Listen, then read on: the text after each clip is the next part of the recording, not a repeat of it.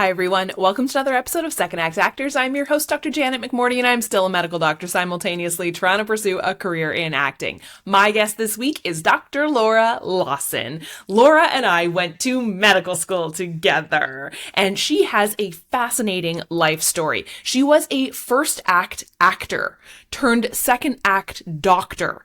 Find me another one of those in the world. I don't think there is one.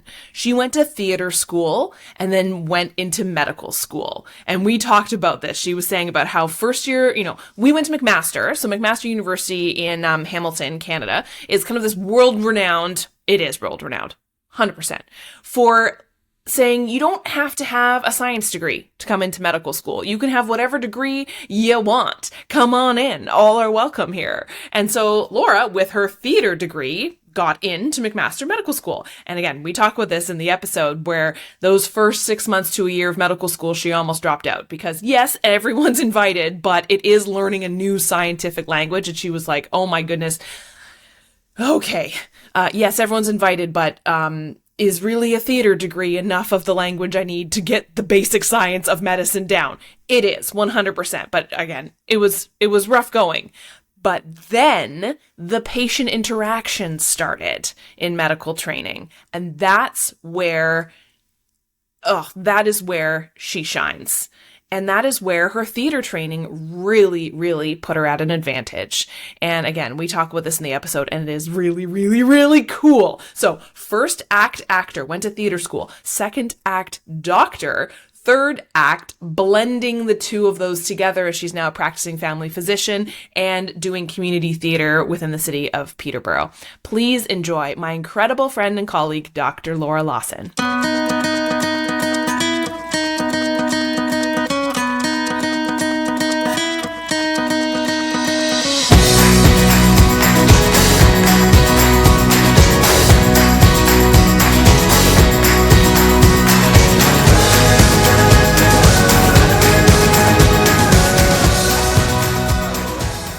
Your story. I know kind of your story, but tell the world, please. Oh, geez. Well, I guess, I mean, it started for me in the dance world. That was really like, you know, that is, that is my, my core essence from which everything else has sort of blossomed. So when I was little, I knew I wanted to dance. I sort of got nudged to audition for the National Ballet School. I went to school there as a student. It was incredible.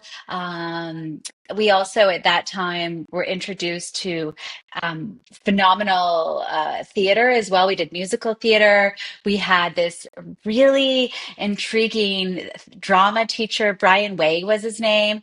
And we had these classes that were like up in this kind of eerie but slightly magical attic studio, and he was this very old man who would have us, lay down and close our eyes and imagine our spirits rising up out of our body and flying out the window and going on journeys and all of these incredible beginnings of my introduction to the acting world. And then ironically enough, when I went to theater school many years later, he was my teacher again. So that was really, really magical. Um, and it all made a little more sense. It's like, oh, I get it now. But a remarkable introduction to the theater and the acting world, and we had music there, and so the ballet school was wonderful, and I really enjoyed my time there. As I got older, I came back home. I went to high school at home for a few years, at Lakefield College. I was leaving the dance world at that time, and really trying to figure out like who am I now? Right? I was so defined by the ballet world. That was my self-identity as a young person. It was all encompassing. With these little tendrils of theater and music and what have you. And so when I in high school, I was fortunate enough to crisscross paths with some teachers and some directors that, said, well, try this. So I did my first few plays, and of course, it just made my heart sing to explore the performance world as something bigger, right? I all of a sudden had a voice. Hmm. Right? So there's great power in movement and dance and in expression, but the discovery of the voice is transformative. Hmm. Um, yeah. So that was where the theater world kind of opened up to me, and and a lot of music. I did a lot of singing at that time too. Um, Phenomenal teachers there. Mike Shalou was our vocal teacher, and Stephen Grassmuck taught music and was my advisor. And I mean, that is really what nourished me and helped me transition into this journey of who am I now? Hmm. But adolescence is such a strange time too, and the whole world is like, figure out who you are. What are you going to do for the rest of your life? You need to pick now. You know? Oh, okay. And that felt very daunting because as much as I loved all of these things, I also just loved learning. I kind of just wanted to learn everything. One of my um, earliest memories. It's interesting. I just did a yoga class, and part of it was it was a chakra yoga class. It was very cool. And she said, "Think back to your first memory." One of my first memories. I'm sitting on a couch. And trying, I have a book and I'm trying to read the book and this overwhelming desire to I want to know, I want to understand and crying my little like 3-year-old eyes out because I couldn't read. It sounds like a very sad story, a very sad memory, but it's interesting. She's like, think back to one of your earliest memories, and I'm like, that's one of them. That's one of them. But that's the driving force, that thirst to understand, to learn, is something that I have always felt kind of propelled by. So in high school, I wanted to learn everything. Like I was lucky in a way because I loved English, I loved math, I loved chemistry, I loved biology, I loved music, I loved theater, and I wanted to do it all. So when I had to choose what I had to do for university, that was actually a very difficult time because the world isn't set up for people to just keep learning all the things. Hmm. So I was going to go to Queens and I was going to do bio and psych, which I didn't really, I wasn't planning pre-med, but was certainly in that vein of things. And was, the responsible thing to do. A friend of mine was doing the acting audition at Ryerson and was like, "Hey, would you come with me? Just like, so I was in company. It'll be fun. Why don't you come?" And I was like, okay, all right. No intention at all of going that direction. I did look at their dance program. I almost did that. But anyway, so on the way to Toronto, I attempted to memorize a couple of monologues. I wasn't taking this seriously. I was just winging it. Right. Yeah. And so I went to the audition at now Toronto Metropolitan University, but back then Ryerson. Um, and I attempted this theater audition and made up Shakespeare.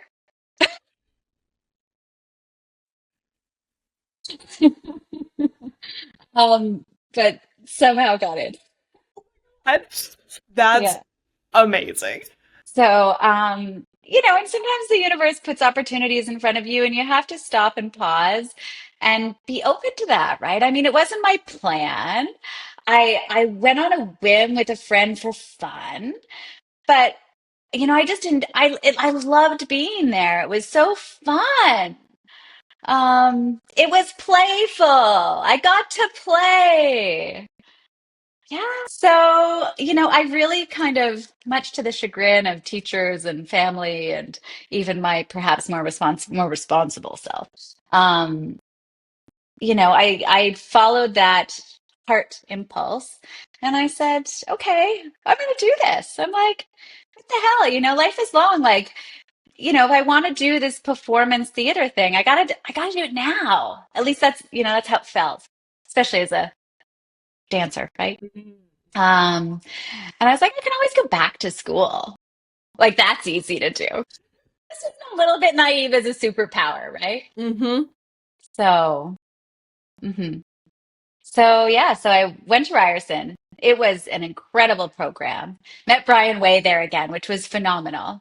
And he would have us like, oh, it was so interesting to revisit that exploration in theater that I had first the seeds had first been planted as like a 9, 10-year old, right? in this like magical attic studio where we're like, this is really weird, but there's something there. But lots of phenomenal teachers.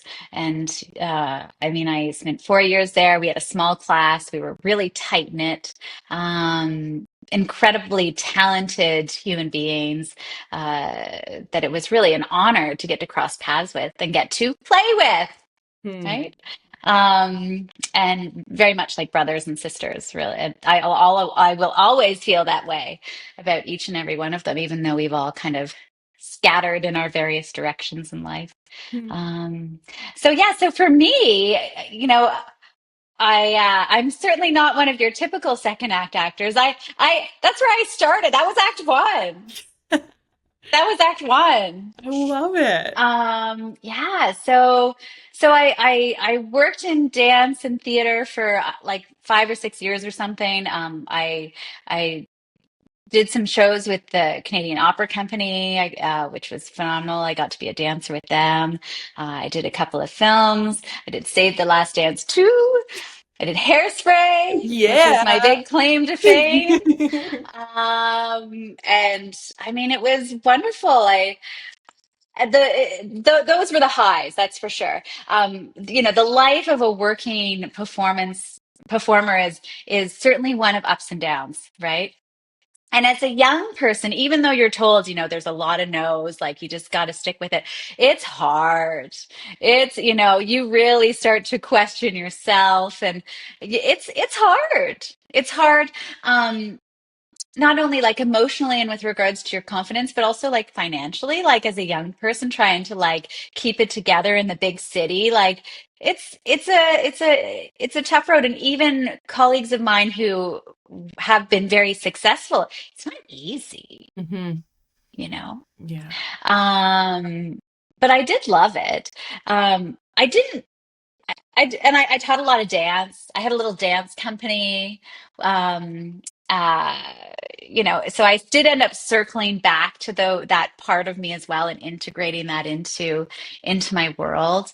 I did a lot of choreography. The dance company was a collective, which was, a very hip thing in the early 2000s or so. Um, and we were called the Desiree Dance Theater, and the whole premise was I wanted to create a blank canvas for people to come together and create. Mm. Because so often in the arts, there's such a very specific agenda, whether that's related to funding or the company structure or what have you. And I knew all of these phenomenally creative people, and I wanted to be like, here you go. Okay, like, so you're a choreographer and you're dancers and you're actors and you're a sound guy and you're a lighting person and you do costumes and sets. Like, let's just throw it all together and make stuff. And it was really lovely to have that as a compliment to, you know, going to all of the auditions for the various companies and things like that. It was a bit more of a creative free for all. Mm. And some Hmm. really beautiful things blossomed out of that. So that helps to temper the roller coaster of the biz. Mm. Hmm. So that was really so how the heck did I, stumble into my act too? How did I stumble out of acting, I guess is the Did you question. stumble into medicine? Yeah. I really did stumble. It was a stumble. It started as a stumble. Yeah. And then here I am. I was teaching an adult ballet class. One of my students was Alice Litwin, who she she was a pathologist and she was doing a research project. And one day after class, I remember this particular class because this class I was teaching a class that revolved around your golden glow. So the idea is that you have a golden glow and it's at your heart. And you can bring your focus to your heart and you can, move and be, exist from there.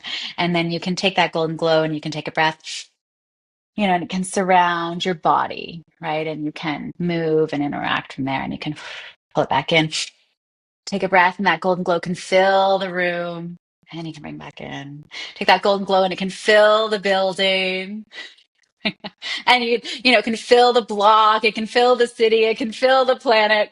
And is often a tool that I used when I was trying to help performers um, find that like that that quality. What is the word I'm looking for? But just to extend out and really connect with their audiences, right? Or vice versa, have more intimate moments as well with the people they're with on stage.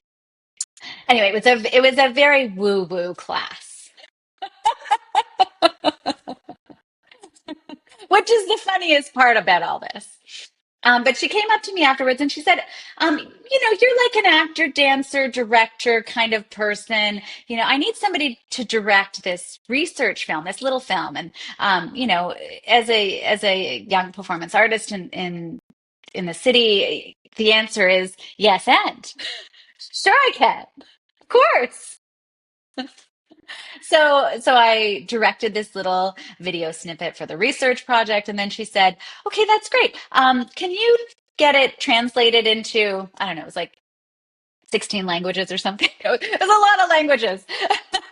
And I was like, yes, and of course I can. So we got this video translated into numerous languages. And she's like, well, you're very familiar with the project. Could you help with some of the pamphlets or what have you? And I did that.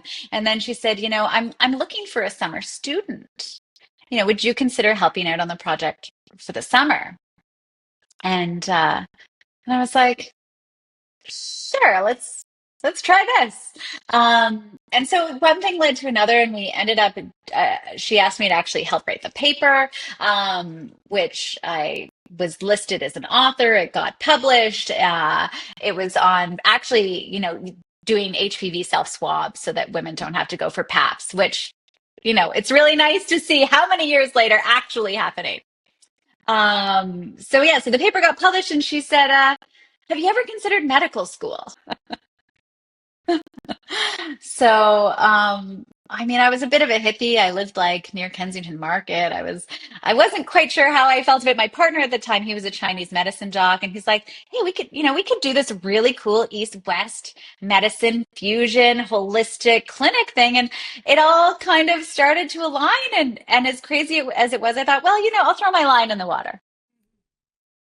Not. Again, it came back to that moment of the universe is putting something in front of you. Maybe it's not what you expect. Maybe you didn't see it coming. Maybe it doesn't completely make sense, but there's something there. So why not explore it a little bit? So I threw my line in the water. Um, I did not expect to get in. I did not expect to get in. No. Especially when I learned more about the whole process and Oh like my the number, God, right? oh my God, like just how competitive it was. Oh my Mm. gosh. Yeah. Because I was so, again, it was that like blessing of being a little bit naive about it. I mean, I had no idea what I was, you know, what sort of game I was starting to play with the other applicants, right? Um, So, but then, one day on my way to go teach dance, I opened an email and well, first I was waitlisted. And I was like, okay, well, that's really good. I still think that is notable, way to go. But then I got an email that day, and I was standing there waiting for my smoothie to go teach my 4 hours of dance.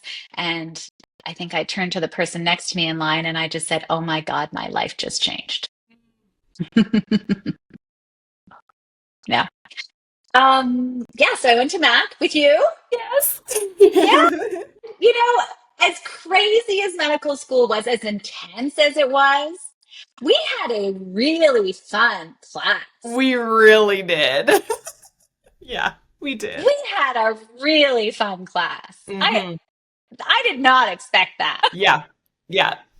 I've been reminded a lot this last couple of days, just like again chatting with other people from our class, Yeah. um, and just being reminded of the neat stuff that people in our class had done and Mm-hmm. did and are doing. Yes. Super cool. Yeah. Yeah. Yeah. So, yeah, like the first day of school, I remember I was like, okay, well, this will be interesting. But One thing I had learned is, well, I'll just act the part, Yeah. right? I'm just gonna fake it till I make it, right? So I straightened my hair, I got bangs, I bought myself a beige sweater set. It's just like going to an audition for a medical student. Medical student. Oh, I love it.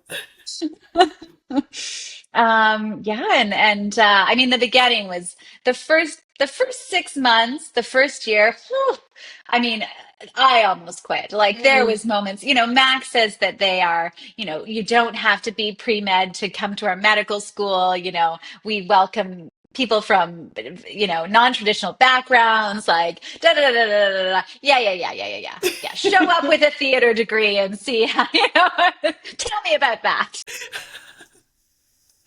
yeah. So like the first 6 months was really it was very much like learning a new language. Mm, Like I was trying to go to school, but it was in a foreign mm, language. I'd always been a strong student and I loved to learn. That thirst was there, but it was like going to school in a new subject, but in a language you don't know. mm, You know like every third word.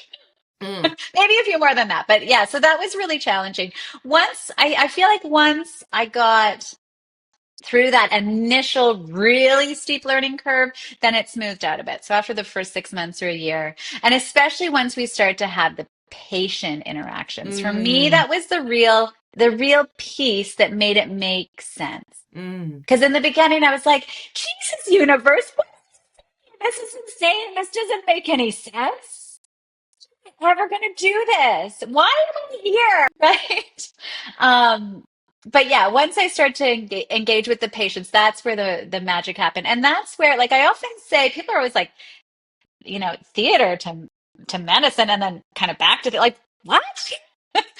But there is this incredible moment of connection that happens both when you are acting Mm. with another person. Uh, and that happens when you are connecting with a patient. And at its heart, at its core, is, a moment of deep authenticity and presence.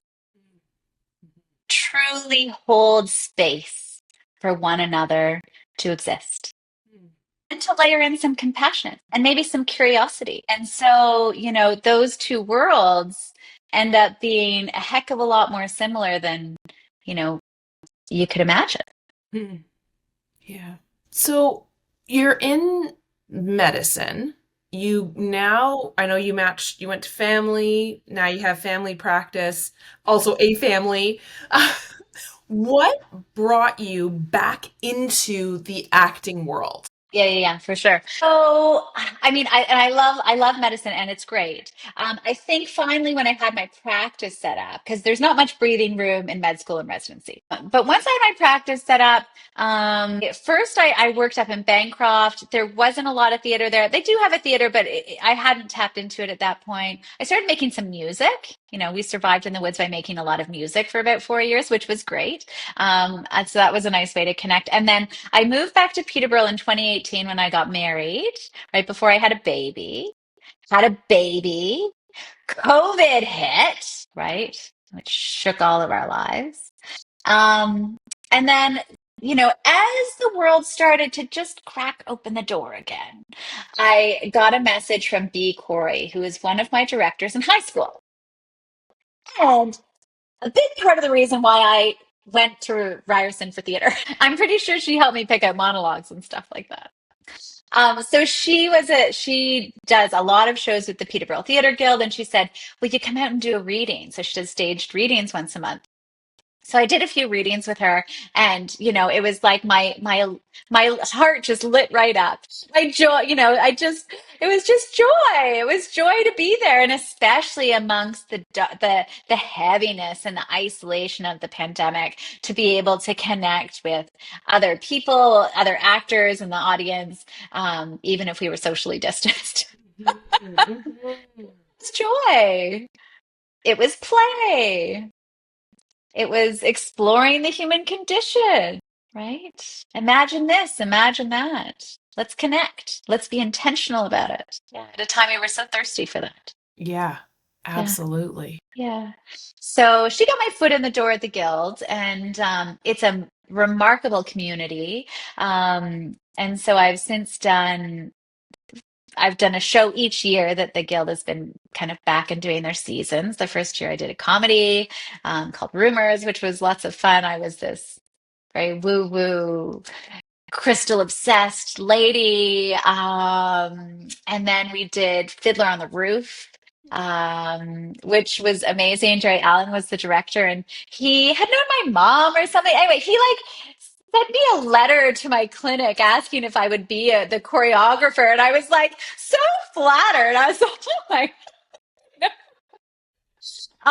Anyway, so It's in like your EMR. You're like, what is this? you're like, blah, blah, blah, Yeah. blah. Insurance form, insurance form. Will you be a choreographer for my show?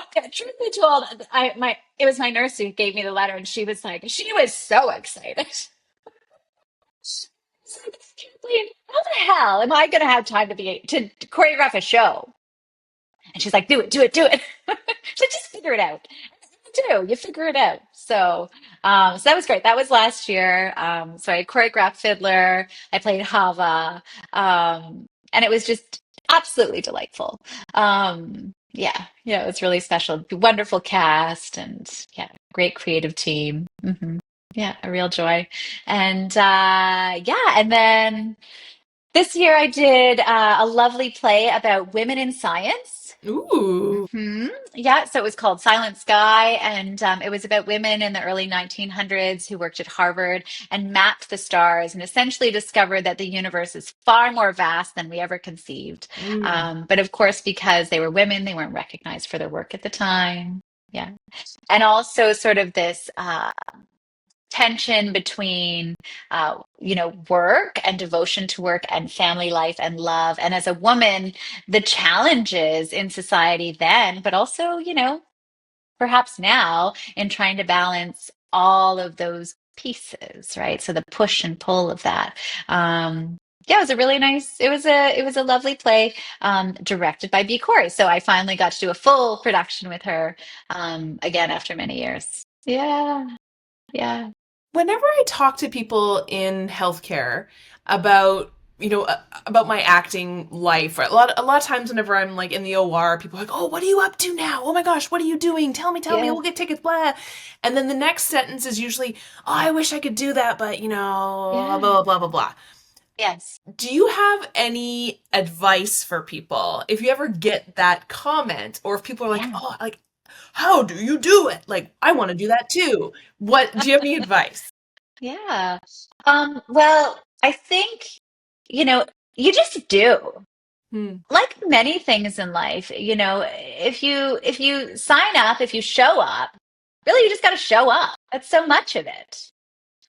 And sure, there's the schedule dance, right? But there's ways to do that, and like simple skills. A friend of mine, Meg Nimigon, she's a coach, and she does really cool stuff. But I did one little block with her that specifically was on time management, and like Google Calendar time blocking. It's amazing. You will discover time blocks you didn't know you had, but also it helps you to be really intentional about where do I put in my work, but where do I put in the things that feed my soul so that I can keep showing up as a whole complete person for my job, for the people that I'm in service of, right? So, and those pieces of the schedule of your life are not less important. They are just as important, perhaps more important, in order to be good at the other stuff. You've got to fill your cup. You can't pour from an empty cup, right? So yeah, you just put it in there. You just show up and you make it work. Hmm. Do you notice And you kind of answered this already, like about with the patient interactions that we started to have in medical school and that being that lovely connection. Hmm. Do you notice now, especially that I was realizing with Kate this morning, like, wow, we are well over a decade into our careers. Um, How did that happen, I right? know, right? What the heck? It's been Uh-huh. 15 years since we started medical school, which is like I insane to know. me. I Um, know. do you notice your acting career having an influence on your medical career and vice versa? Hmm. Yeah, sure. Um, so I think the acting at the heart of it and is really that, you show up, you one have to be really present in your own body and in your own self. You have to be really honest about where you are, right? To be able to really authentically connect with another human, another actor, right? We touched on that earlier. And I feel like to a certain degree, you try to replicate that authenticity in each interaction with each patient, right? Now, there's a slight difference in that it can't be as vulnerable. You can't be as vulnerable. I often say heart open, but shield up, Hmm. right? Because I have to be able to be there for the patient. So it's not about my vulnerability, but I have to be able to create a space where they can be vulnerable if they need to, right? So and I feel like and not only that, but also like every 15 minutes, every new patient I have is a new scene. Like you never know what you're walking into ever. Talk about improv. Like just do a clinic day. Good God. And how you connect with each person is so different. Like, yes, there are those sad patients who are having a crisis in their life, but then you walk in and it's a you have a encounter that's full of laughter and joy and Mhm. silliness, or like every 15 minutes is different, right? So you have to be able to transition and transform very quickly. And, the same way you would walk off stage and take a breath and walk in and it's a whole new scene, it's a whole new set, it's a whole new scenario.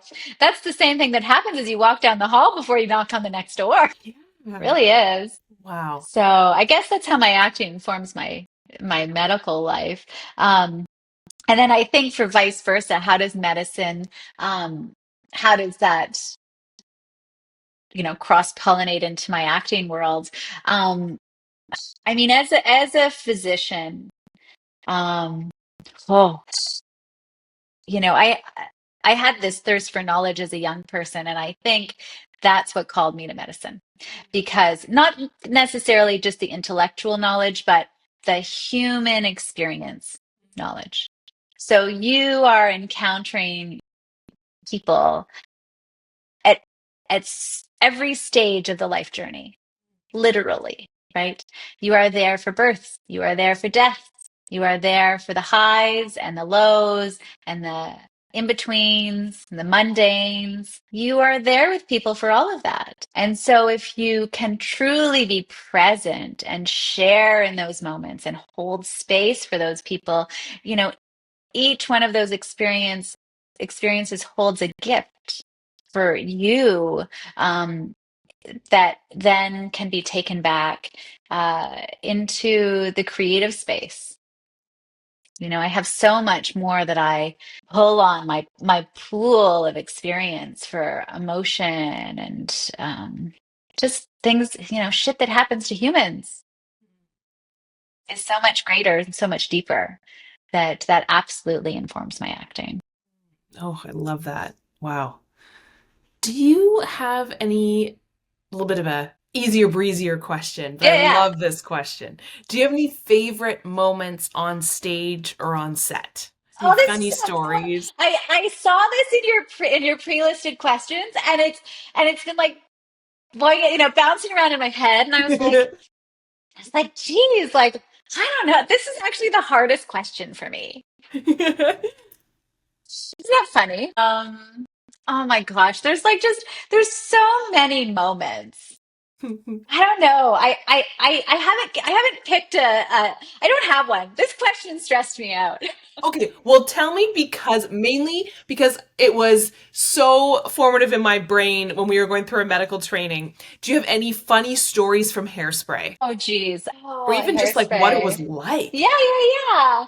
So I mean, hairspray was really fun. Like it was like showing up at the hair and makeup trailers at 4 in the morning. I think people picked us up from our houses and took us and did our hair and makeup at 4 in the morning. And we got to we had these awesome little outfits, amazing costumes as we were the auditionees for the Corny Collins show, and Michelle Pfeiffer was in the scene. Like, oh my God, that was so crazy. It's like just surreal. She also ate like 100 little Altoid cinnamons, like lived on those all day Ooh, long and would sip from a straw. Yeah. And I was like, wow, she really likes her cinnamon Altoids. Yeah. the hot Um, gossip. yeah, that's the hot gossip. Yep. And then we got to be like beauty queens, and it was all very surreal, you know. Yeah, it was really neat to work with all those actors, and it felt it was movie magic. It Yeah. was movie magic. Yeah. Yeah, It's so cool. yeah, So yeah, yeah, cool. yeah, yeah, You yeah, were, for and sure. I know you know this, but like you were like, used as like advertising for the McMaster program, right? Being like, we have someone from Hairspray. That's right. Woo-hoo! I was like, Laura, she's in my class. Oh, it's Yeah, awesome. it will forever be my claim to fame. I still get royalties. Yes. Oh Oh my yeah, it had God. another round on Netflix, I don't know, a year or two ago, and like I was like, this is legit. It's awesome. Oh my gosh, that makes me so happy. Hmm. Yeah, yeah, it was really great. It was Oh, really great. fabulous. Do you have anything you're looking forward to coming up or anything down the Yeah. pipeline for you? Oh, I guess I just sort of finished. I have kind of a deal with my family. It's sort of like one-ish show a year. It's Hmm. not like a hard and fast deal, but it's like, because that's like really takes up like about 4 months of the year or so, give or Mm. take, depending on the show. So I just finished Silent Sky, and then I got to do a voiceover recently, which was really cool. So New Stages in Peterborough, one of the professional theater companies we have here, just did a production of The Boy and the Moon, and I got to do a voiceover, and I got to be a doctor in the voiceover. What? So it was my first role fusing doctor as an actor, which was great fun. And apparently the playwright was there, and he went up to Mark Wallace, who's the director, and said like specifically said, "Oh, the doctor was really like that was great, like very doctory, nailed it." Yes. My medical career informed my acting right there. Right there, For boom. that moment, for that moment, all That's those big awesome. words, got them all. I love Yeah. it. So that was really fun. So it was really great to do voiceover work. And I think it's that is an area that I would love to dabble in more going forward, because I think that it's something that you can integrate in without necessarily committing months and months and months to it. So I'm hoping that's my aspiration for the future, is to explore voiceovers more. That's awesome. Yeah. Yeah, Yeah. I've talked to, it's funny, just recently I had a midwife turned voiceover actor on my cool. show. And yeah, like talking about her experience. She now is full-time voiceover. And yeah, she does medical narration here and there, but not really, because her voice is more, she's like, I'm too charactery for medical narration. But there's like an interesting feeling of my work before was really important. I'm catching babies and stuff, right? And it's like, well, now I'm standing in a voiceover booth trying to sell Tide Pods to someone, and it doesn't feel like there's this connection anymore. Hmm. But she's like, but there is, right? There's always an end user who is listening to you and your story, whatever that is. And again, that's acting and that's healthcare. That's the Yeah, connection. I'm yeah, like, I love it. Yeah. yeah, Yeah, that's yeah. so cool. Yeah. So cool. So I hope to continue to explore how I'm going to like it's all an exploration of reintegrating the artist Mm, into this version of my life, this chapter. So, I think I'm probably heading into Act 3, which is like, the moment when both worlds come together into fruition. So stay Yes. tuned Yeah. to see what that looks like. I love it. Maybe I'll Do, make another movie. I don't know. oh, yeah. Do you have any final words of wisdom or advice? Stay open to the unexpected. Life is full of twists and turns that you don't see coming, and they won't always make sense. But that's okay. Stay open to the possibility, right? Feel the nudges. Let yourself, glance and see. Maybe you don't pursue it, but at least pay attention, right? Because there's lots of magic out there, and you just stuff, life is it's going to surprise you. Let it surprise you. Let it take you on journeys that you didn't always see coming.